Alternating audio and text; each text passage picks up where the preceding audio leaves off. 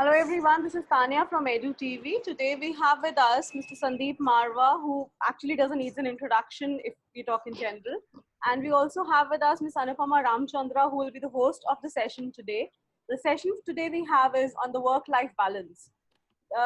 Telling you a brief about Ms. Anupama Ramchandra, she's currently the principal of Delhi Public School, Electronic City, Bangalore. She's a certified Cambridge University oral assessment expert.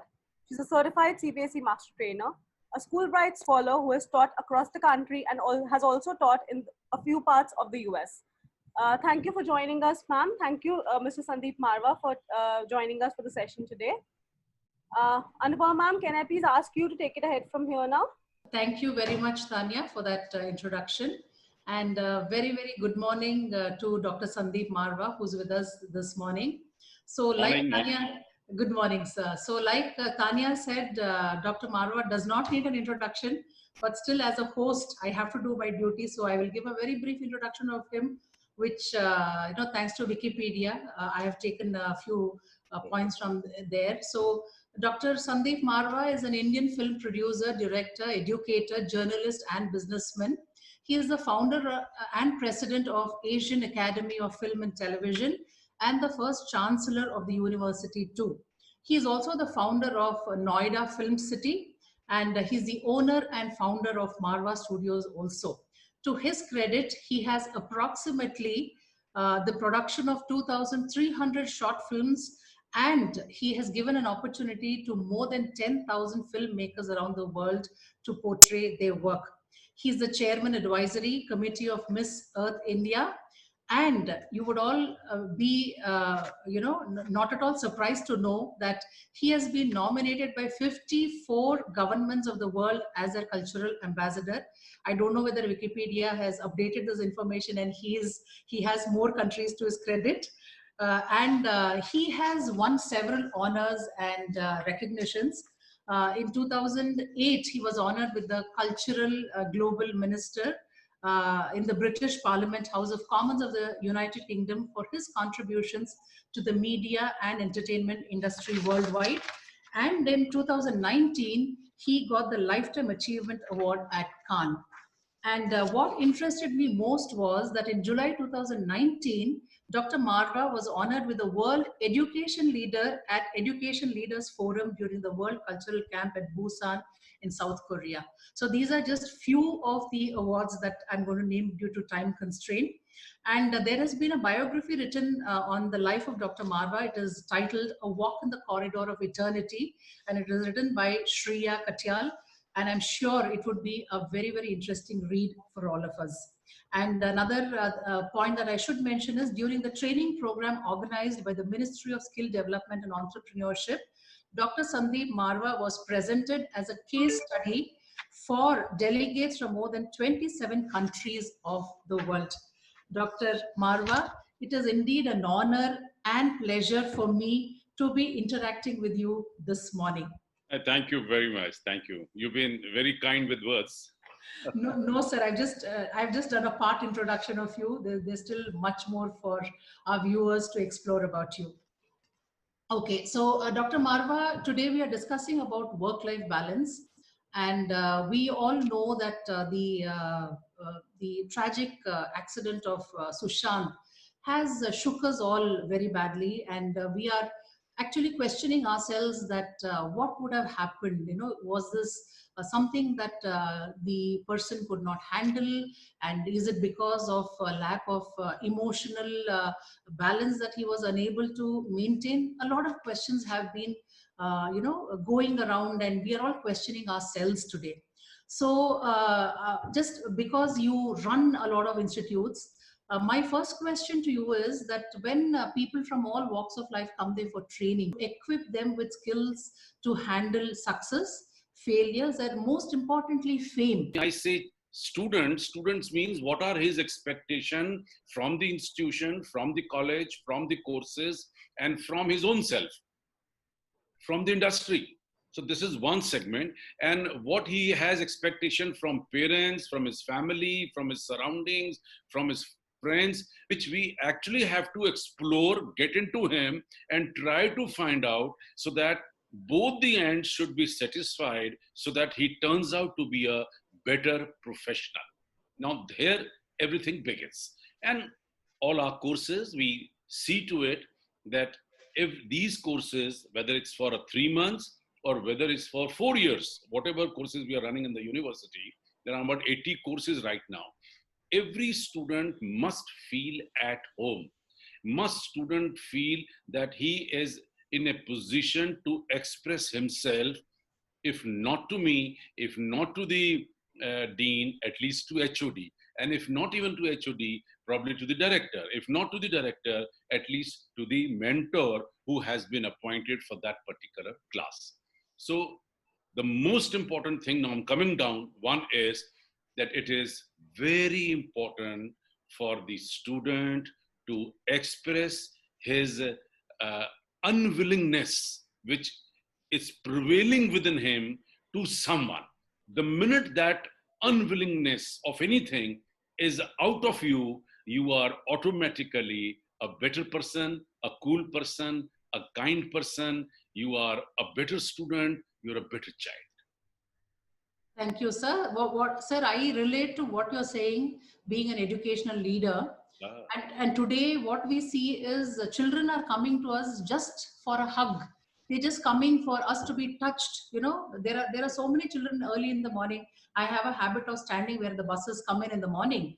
And there are some children who just come and stand next to me. They just want to be touched. You know, so that is the case, sir, because of the erratic work hours of parents. Yes. And many parents are thinking that they are working hard for their children, not realizing that that is not what children want. They do not want for you to bring in more luxuries in the materialistic way, but they want them to be there for you physically. And there is also a new buzzword in the very busy parents saying we give them quality time. So, sir, I just want to ask you that like well-meaning parents, many of them say that why don't children realize that we are working hard for them? If we are staying away from home, it is for us to build a better future for them. So what is your advice to these well-meaning parents, that what do we tell them is most important for children at this point in time, especially in the growing formative years? See, in this age of competition where there is a survival of the fittest, which is going on, and we have been actually repeating these words every party, every night, every get together, every seminar. But the fact is that competition to an extent, that's very important. And you just don't have to leave everything aside and be a part of competition and forget about your food, your maintenance, your parents, your family, your friends. I'm sorry, that is not the need of the hour. The need of the hour is that you have to balance everything. It's very important to give quality time. It's a good word. It's a very good technical term, which we have been using it. But there is something more than that.